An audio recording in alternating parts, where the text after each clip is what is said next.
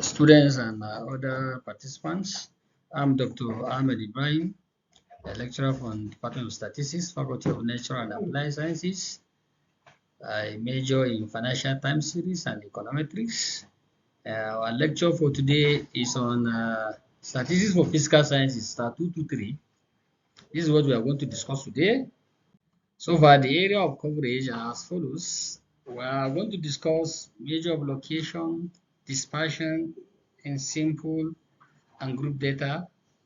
We are going to discuss experiments. We are going to discuss element of probability and probability distribution. We are going to discuss distributions, normal, binomial, negative binomial, Poisson, negative Poisson distribution, and so on and so forth. And so far, we are going to discuss estimation and test of hypothesis as a content, and we are going to also discuss regression analysis, correlation analysis, and analysis of variance. And also, we are going to take a look at what we call contingency tables and non-parametric statistics. First and foremost, I would like us to take a look at what we call measure of location and dispersion. What do we mean by a measure of location or dispersion? These are averages in statistics. Averages means where you deal with mean, median, and modes. Each for group and ungroup data sets, as the case may be. When we meet in the class, we shall export it and give a detailed discussion about it. And under the mean, we have what we call X bar. You can see X bar has to do with the summation of Xi, everything all over what, and the number of samples to be conducted. And we have what we call median for either group or on-group data. For on-group data is something that has to do with middle item. By the set of observation, let's say salary of workers in an organization, the middle earner in an organization, how do we assess it? How do you know the average person who take a fellow who take an average salary in an organization? What do we is what we refer to as a median, and we all we need to do, we need to rearrange the data set in either ascending or descending order. Having done that, we are expected to have picked the middle item, but using the formula approach, where what we call, you can use what we call n plus 1 by n, or you use what we call a half of n by 2 plus n plus 2 by 2. That will give you the position of your median value. Then we talk about modes. The highest frequenter of a distribution is what will give us mode. As the case may be, as you see from the formula I'm displaying. Then coming to measure of dispersion, dispersion, we have items that we ought to have discussed under measure of dispersion. What are these items? The items are as follows. We are going to discuss what we call range, differences between the highest number and the lowest. We are going to discuss what we call interquartile range. We are going to discuss what we call variances. We are going to discuss what we call standard deviation, mean deviation, and so on and so forth. Coefficient of variation, all are items falling under what? Dispersion. When we meet, we are going to give a detailed explanation on each of those things. I want to look at that carefully. We have this sample example display on the board where you are asked to calculate the quartiles of a certain group of items. We say calculate the quartiles. Suppose we had 18 batch weights arranged in increasing order. You can see, as the case may be, we now say solution. First of all, take a look at the median value, the average of that, this, the ninth, which gives you this. Up to that extent, when we meet, we shall see the display clearly and very clearly. Random variable, as you all know, which has been discussed, and as you see it on the slide, a random value, say a rule or function that associates a number with each outcome in the sample space. And in random variable, what we call discrete and continuous. Random variable are in two categories. We have a discrete form and we have the continuous form. Discrete, something that has a finite, this is something that can easily be identified and be counted. But continuous, something, and for example, number of students in a class are discrete in nature. Number of persons in the university are very good example of discrete. But the continuous case, your ages, your weight are something that these are things that are continuous in nature. These are little examples about that, and with some little display, as you can see, the graphical display, we're seeing it up to that. Then coming to discuss distribution, we are coming to discuss distribution now. In this case, we have what we call binomial distribution, hypergeometric distribution, Poisson distribution, normal distribution, and so on and so forth.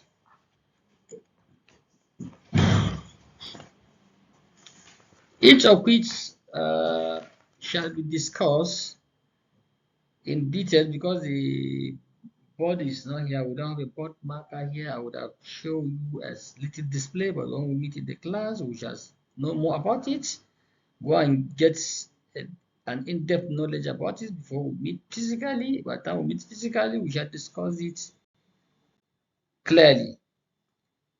When we say binomial distribution, these are triads who are identical and each can result to one of the same or two outcomes, a head and a tail, or a tossing of a coin. These are very clear examples of triads.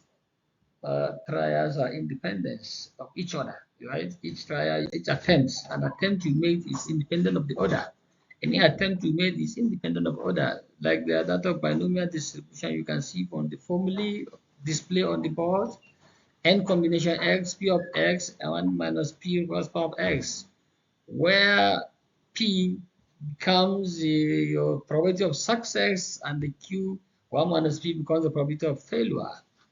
And expected value of x, which gives you np, which is, if you are computing the expected value of the x, the mean of x becomes np under the binomial distribution, and the variance becomes npq, or np into 1 minus p. 1 minus p stand in for 1q.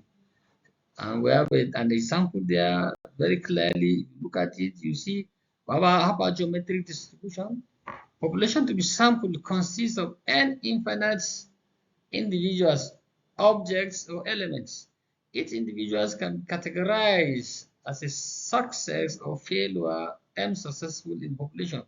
A sample of size k drawn and a random variable of interest is x. Number of successes, and so on and so forth like that.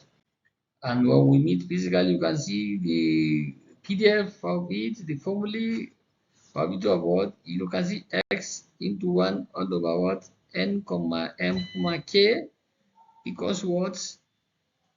Wonderful. N comma s comma k, folks.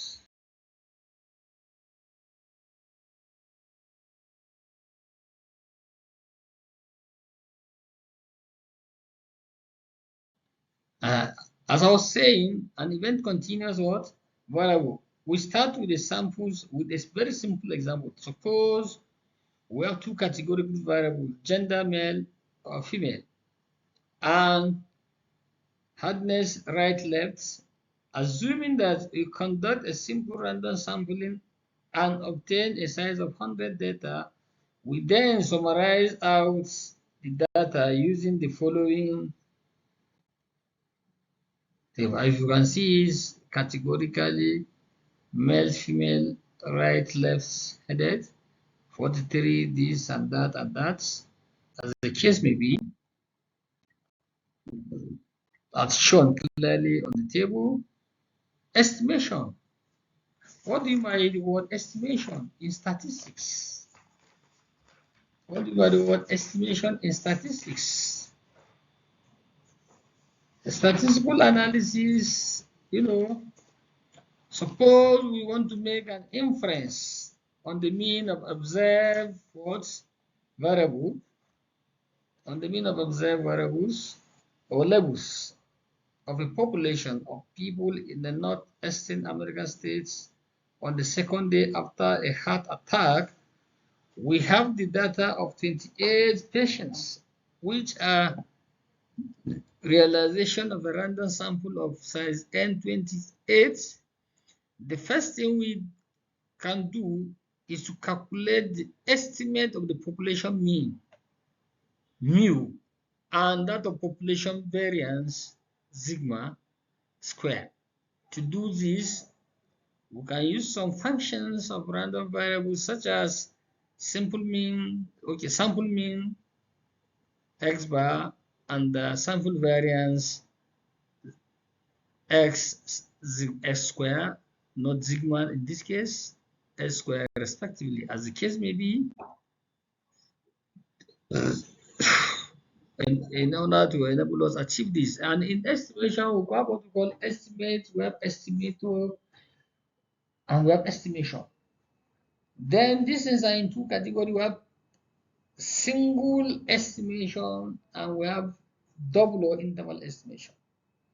As for the case of single, you only deal with two items, two random variables. In the case of an interval, you deal with an interval in between the interval at which the mean difference from A and that of B. For instance, I'm making use of this as an example as a display. Let y takes y1 into yn be a random sample from distribution which belongs to a family of distribution with a parameter sigma, with a parameter theta, epsilon, and psi. Definition is a random interval t1, t2, t1y, t2y, where rt1 less than rt2 equals 1, such that rt1 less than theta 2 equals 1 minus alpha for theta, epsilon, as the case may be. These are abstract display when we meet in the class when we are going to have a board. I will show a little display of each of these and it will be very clearer and comprehending. And when we talk about, as I was saying, that is as the case for estimation, double, single. We have for single mean, double mean, single variance, double variance, single proportion, double proportion, as the case may be. When we are done with that, we try to discuss what we call hypothesis.